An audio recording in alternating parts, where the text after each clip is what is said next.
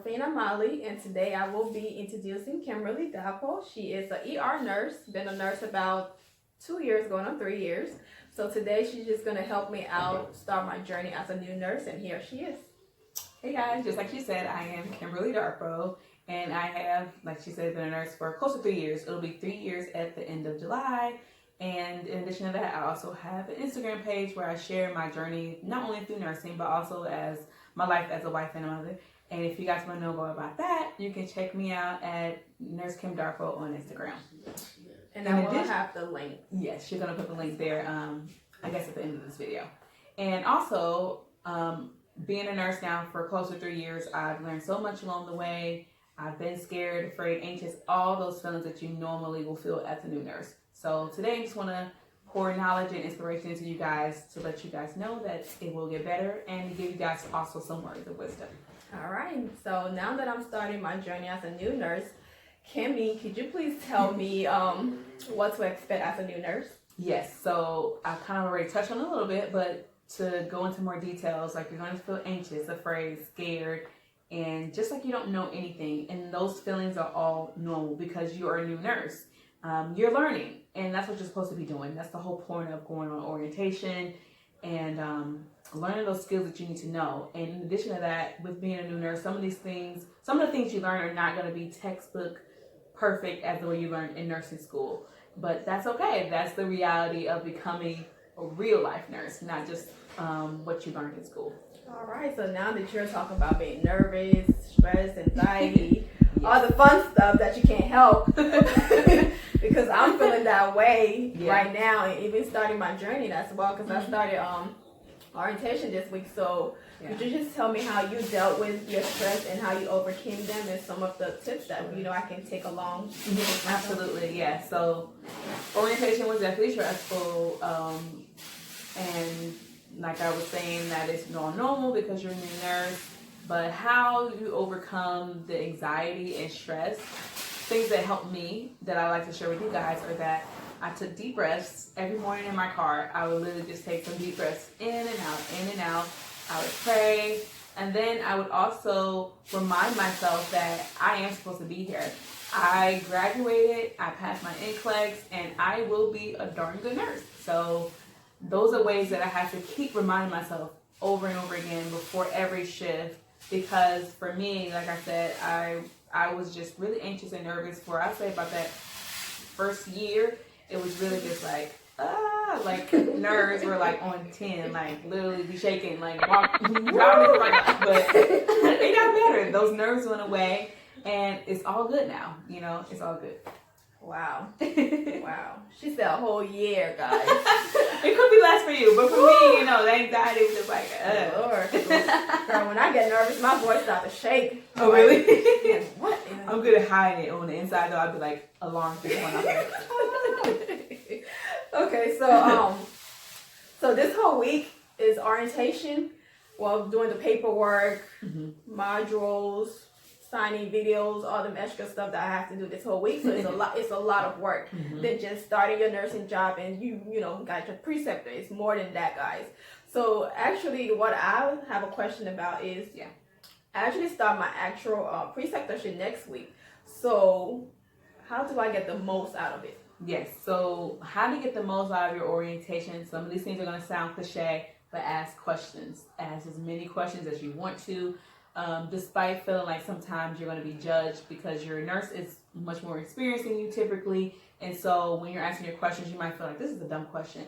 But there's no dumb question. I know you've heard that saying before, but honestly, this is now the time to ask 1,000,001 questions, because once you get off of orientation, they're going to expect more of you, and they're going to assume that you understand your position as a nurse on that unit. And so even when you get off of orientation, yes, you'll still have questions, but the bulk of your questions you should get answered during orientation. Now is the time to ask, because you don't want to cause harm to people, and you want to practice safe as a nurse. Okay, so now that you're talking about get the most out of your orientation. Yes. So I'm a hands-on person, so would you suggest that at the end of my orientation that I ask my preceptor to allow me to, take like maybe 1 or 2 patients so she can just watch and observe and see the things that I'm doing right or wrong? you can definitely make suggestions. The good thing about having a preceptor is that you guys have a chance to have that one-on-one dialogue with one another. So if there's something that you need from your preceptor, you have every right to voice your concerns and say that I feel like this is going to help me to become a better nurse if I do it this way. All the preceptor can do is accept or reject the idea. Okay. And most of the time they are very understanding in you proposing an idea, because at the end of the day, this is also your license, you know. So when you get off of orientation, they're going to assume that you know what it is that you need to do. So if you feel like you're not getting the most out of your orientation, definitely speak up. Now is the time to do it during orientation. Do not wait till the end and say, I didn't get enough. I you know, because most of the time you kind of feel, as you know, you're going through orientation, that preparedness, and you should start feeling more and more prepared as the weeks go by and the days. So if you don't feel that way, then something's not clicking, and whatever it is should be addressed. Okay, that's pretty good. This is just random. Okay. Completely random. Okay. So what if you have like a stuck-up preceptor, or you know, like you think you know it all, and you're supposed to know certain things and you don't know it? So how do you go about, like, you know, trying to change her, or, you know, work along with who she Right. is? Yeah. So in a situation like that, typically that means that you should probably have your preceptor changed. And there is ways to do that. You should go above that person who is typically your manager or your nursing educator, who's above your preceptor, and voice those concerns so that they understand that I'm not getting what I need out of my preceptor in my orientation. Because at the end of the day, like I said, this orientation is for you to be the best nurse that you can be and to feel competent when you get off of orientation. So if you're not getting that, definitely voice those concerns to someone higher so that your needs can be addressed. Okay, thank you. That's very good. Yes, ma'am. All right. So as a new nurse, so what supply do you think we need to have to start our job? Yes, so I am an ER nurse, so I can mostly speak from my ER experience about the staples of what you need as a nurse. And most of these things can be used no matter what unit that you're working on as a nurse. So for one, a good stethoscope. I own a Littman. I've had that same Littman since nursing school started. Number two, some scissors, tape, pen light, pen to write down your notes, because for charting purposes, you're definitely gonna need a pen. And those are really the main staples. Of course, you know, you can add or take away some things. Dry erase marker. You're going to need that to update your board. But most of these things can be used on no matter what unit you're working on as a nurse. So, did I cut you off? No. Okay. Okay. So, like, do you have any, like, stores or links or website that we can go to and, you know, look at? Supplies? Yeah, so you can definitely get these supplies from one of the main stores I like to go to, our Amazon, which is online. Just conveniently put it in your cart, you can get it mailed to you, you can do it that way, or you can also go to Beyond is a good one as well. And I know we talked earlier, you mentioned Uniform Advantage. That's a good one as well to find some of these supplies that you need as a nurse. So since you've been working as an ER nurse, have you ever worked overnight? I did. You mean night shift, I'm assuming? Yeah. Yeah, so I was on night shift during orientation for about 4 weeks, I'd say. And I liked it, but for long term, I definitely prefer day shifts. Now I'm working mid shift, which is 9 a.m. to 9 p.m. And I love my shift. I love it. So since you did say it was like a while back ago since you worked like night shift. Yes, but a minute. I will be working night shift. So any tips of how to stay alert, stay awake, not falling asleep?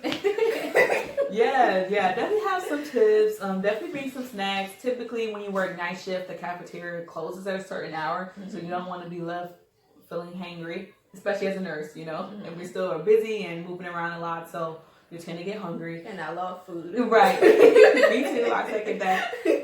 Also, I would say but you'll be surprised, but your body actually will kind of adapt to night shift quicker than what I think most people think. Okay. Like I know for me, like I adapted pretty quickly. Okay. And then once I got off, my body kind of went back to its normal routine. So you adapt pretty quickly. I think that the main thing will be kind of getting that sleep schedule down, because when you get off, you'll have to kind of sleep almost immediately so that you'll be ready for the next shift the next day. Wow. But other than that, I think that you'll be good. Make sure you just have some snacks. If you need coffee, drink coffee. Some people aren't really coffee people. I'm not really a coffee person, but some people, it helps us stay awake. Coffee makes drink whatever. Exactly right. Your energy drinks, if that helps you, then do that. But I think that you'll adapt. But if you guys love me, please be free to bring me some food or some snacks. Right. Well, you know, the pandemic going on, I don't know. No, I just drop it off and walk away. Right, exactly. Drop it off. Oh, Lord. Okay, so the last question I have is, do you have any personal advice or personal tips that you'd like to share with us? Yes, absolutely. So my tips, and these are things I also had said to myself when I was going through the whole process of being a new nurse. Number one, believe in yourself. Know that you made it this far for a reason. Mm-hmm. You have passed nursing school and you passed the NCLEX, and that is a major, major accomplishment. So don't ever forget that. Keep reminding yourself every day that you were meant to be here. Secondly, know that those feelings of anxiety and stress are all normal. That is what comes with being in a new space and being challenged. That comes along with that. So just know that those feelings are temporary and that you will overcome those feelings and feel like the confident nurse that you are and are meant to be. All right. Thank you.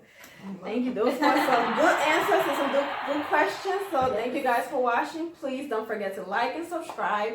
I will have the link to, like supplies that you need and stores that you can go to, and also Kimberly Instagram page if you would like to follow her. Thank you.